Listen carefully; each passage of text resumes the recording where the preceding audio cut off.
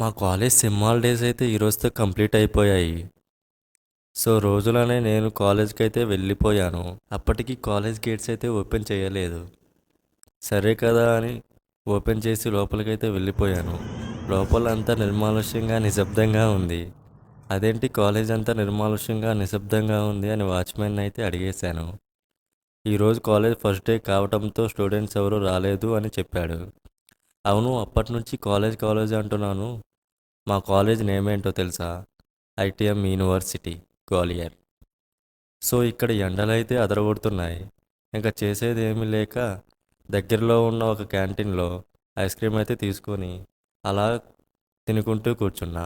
అలా 2 మినిట్స్ కూర్చున్నానో లేదో మా ఫ్రెండ్స్ గుర్తొచ్చారు.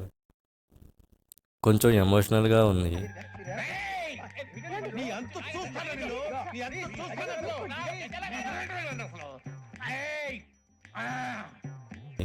అదేంటో కాలేజీలో ఉన్నప్పుడు ప్రతిరోజు గొడవలే అవుతుండే. కానీ అలా ఒంటరిగా కాలేజీలో ఉన్నప్పుడు ఆ గొడవలే జోక్స్లా అనిపిస్తున్నాయి.